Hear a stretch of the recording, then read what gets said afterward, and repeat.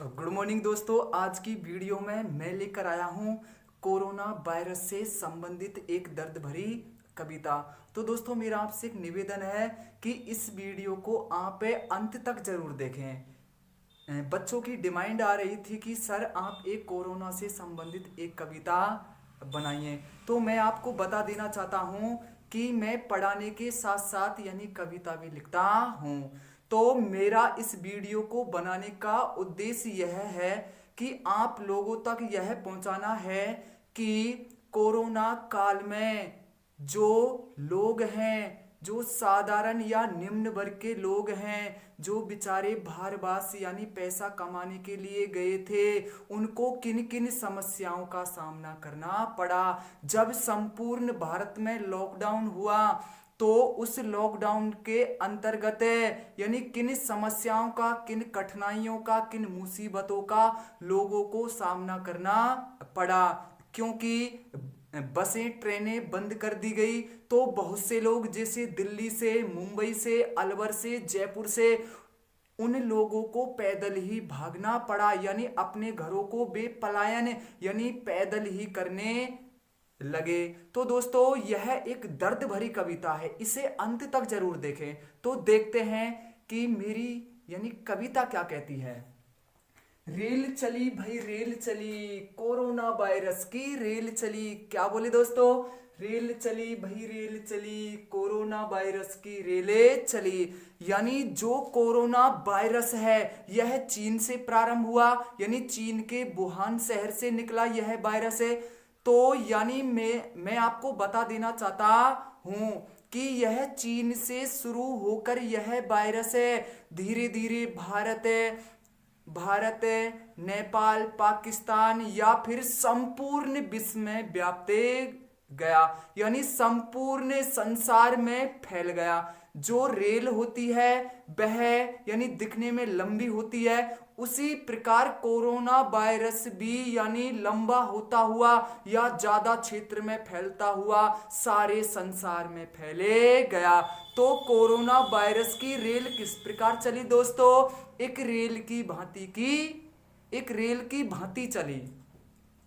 हर station पर धक्का मुक्की, बिन पानी बिन तेल चली। हर स्टेशन पर धक्का मुक्की, बिन पानी बिन तेले चली। अब देखो दोस्तों इस पंक्ति में यानी जब भारत में लॉकडाउन कर दिया गया तो उस समय सामान्य जनता को किस प्रकार मुसीबतों का सामना करना पड़ा। जैसे जैसे ट्रेन चलाई गई, जनता को यानी अपने गंतव्य तक पहुंचाने के लिए ट्रेन या बसें चलाई गई तो लोग यानी अपने घरों को जाने के लिए बेचैन हो गए।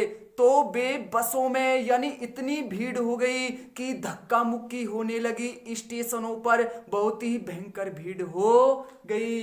तो हर स्टेशन पर धक्का मुक्की, बिन पानी बिन तेल चली। अरे किसी व्यक्ति के पास पैसे नहीं थे, यानी लोग कोरोना काल में लोगों को पानी पिलाना भी बंद कर दिया था, यानी कोई पानी भी यानी पीने के लिए नहीं देता था, या फिर किसी के पास यानी भोजन करने के लिए पैसे भी नहीं थे। तो आगे देखो दोस्तों, हर डिब्बे में लड़की लड़के ककड़ी की सी बेल चली। यानी जो लोग भारवास यानी पैसे कमाने के लिए गए तो वे अपने साथ अपने बाल बच्चों को भी साथ ले गए थे। यानी किनको ले गए थे दोस्तों? यानी अपने छोटे छोटे यानी टावरों को, छोटे छोटे बच्चों को भी अपने साथ ले गए थे। तो हर डिब्बे में लड़की लड़के ककड़ी की सी बेल चली। अर्थात इस पंक्ति का भावार्थ एक अन्य इस प्रकार भी निकल रहा है कि बहुत से लोग यानी पैदल ही चल दिए अपने घरों को। जैसे वे जयपुर रह रहे थे, अलवर रह रहे थे, तो उनके लिए कोई साधन उपलब्ध नहीं था, तो वे एक जो ककड़ी होती है यानी ककड़ी की भांति एक ही पंक्ति में पैदल ही चले दिए। कैसे चल दिए दोस्तों?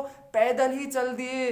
अरे बेचारे उनकी मजबूरी थी भाई, उनकी क्या थी? मजबूरी थी भाई। उनके पास यानी अपना निजी साधन तो था नहीं, और भारत सरकार ने रेल ट्रेन आदि ये बंद कर दी, तो बेचारे बहुत से लोग यानी ककड़ी की सी भांति यानी एक पंक्ति में चलने लगे, वो बेचारे पैदल ही चले दिए। आगे देखो दोस्तों, महंगाई और बेरोजगारी से भटकते फिरते गली गली, महंगाई और बेरोजगारी से भटकते फिरते गली गली, जो बेचारे गरीब थे लॉकडाउन के कारण या कोरोना वायरस के कारण उनका रोजगार छिन गया। उनका रोजगार क्या हो गया दोस्तों? छिन गया।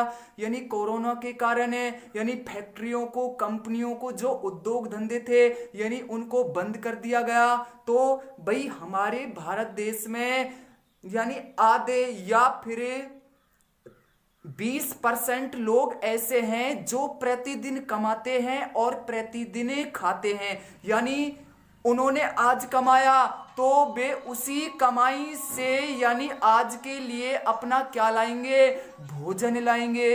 तो ऐसे लोगों का यानी रोजगार छिन गया, वे बेरोजगार हो गए, वे यानी दर दर की ठोकरें खाने लगे। यानी भटकते फिरते गली गली का मतलब क्या है?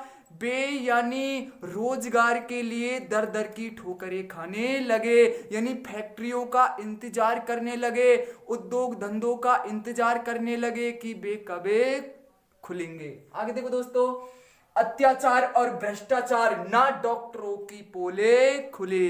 अब देखो दोस्तों, अत्याचार और भ्रष्टाचार ना डॉक्टरों की पोले खुली। इस कोरोना काल में बहुत से डॉक्टरों ने तो अपने घरों को बना लिया, अपनी जेबों को भर लिया।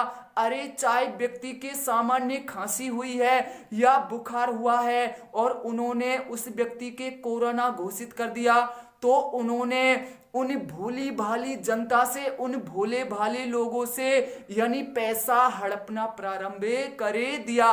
तो यह पंक्ति दोस्तों यह एक संदेश देने वाली है ऐसे डॉक्टरों के लिए जो भोली भाली जनता को अपने जाल में फंसा लेते हैं। तो देखो दोस्तों, अत्याचार और भ्रष्टाचार ना डॉक्टरों की पोले खुली।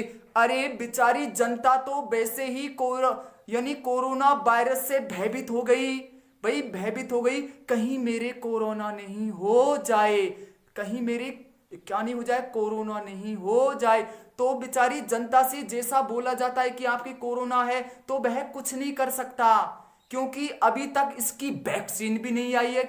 क्या नहीं आई है दोस्तों? अभी तक कोरोना वायरस की कोई दवा या वैक्सीन भी नहीं आई है। तो हम डॉक्टरों से यह भी नहीं कह सकते कि आप हमें कौन सी दवा दे रहे हैं।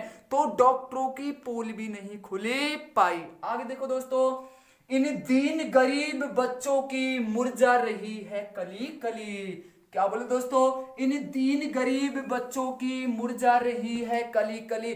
जो बेचारे गरीब हैं यानी गरीब लोगों के बच्चे हैं, छोटे छोटे बच्चे हैं, उनके पास पहनने के लिए कपड़े भी नहीं रहे। क्या नहीं रहे दोस्तों? कपड़े भी नहीं रहे। वो बेचारे मासूम, वो बेचारे मासूम, वो बेचारे भोले भाले यानी क्या हो गए? एक प्रकार से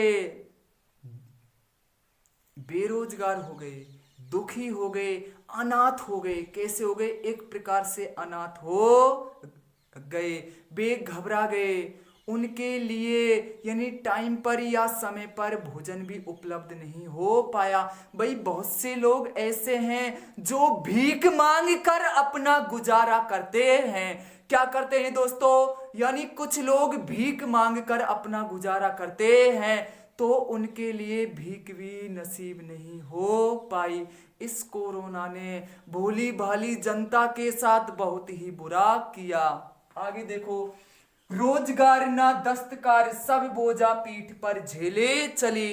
रोजगार ना दस्तकार सब बोझा पीठ पर झेल चली।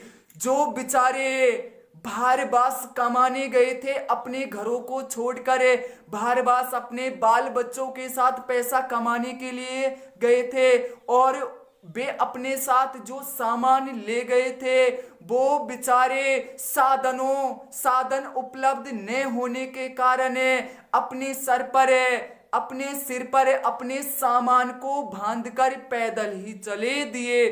तो क्या बोले दोस्तों, रोजगार ना दस्तकार, सब बोझा पीठ पर झेले चली, अपने सामान को बांध कर अपने घरों को पलायन करने लगे, अपने सिर पर सामान को रखकर चलने लगे। इस कोरोना वायरस ने जनता को बेहाल कर दिया। क्या कर दिया दोस्तों? बेहाल करे दिया। आगे देखो, इसीलिए तो युवा पीढ़ी निराश होकर घर को चली। क्या बोले दोस्तों? इसीलिए तो युवा पीढ़ी निराश होकर घर को चली। जो युवा वर्ग के लोग, जो युवा बाहर बाहर से कोचिंगों में या बड़ी बड़ी संस्थाओं में यानी अपने पेपरों की तैयारियां कर रहे थे, कंपटीशन की तैयारियां कर रहे थे, वे बेचारे ऐसे युवा यानी निराश होकर अपने घरों को आ गए। यानी निराश होकर कहाँ गए दोस्तों? अपने घरों को आ गए। तो दोस्तों, आज की कविता मेरी कैसी लगी, ईमानदारी से कमेंट बॉक्स में जरूरी बताएं, और मेरे चैनल को सब्सक्राइब करना दोस्तों बिल्कुल भी नहीं भूले। तो अगली वीडियो में मैं इससे भी जबरदस्त कविता लेकर आऊंगा। तो दोस्तों, कमेंट बॉक्स में जरूर बताना कि मेरी कविता आपको कैसी लगी। जय हिंद, जय भारत।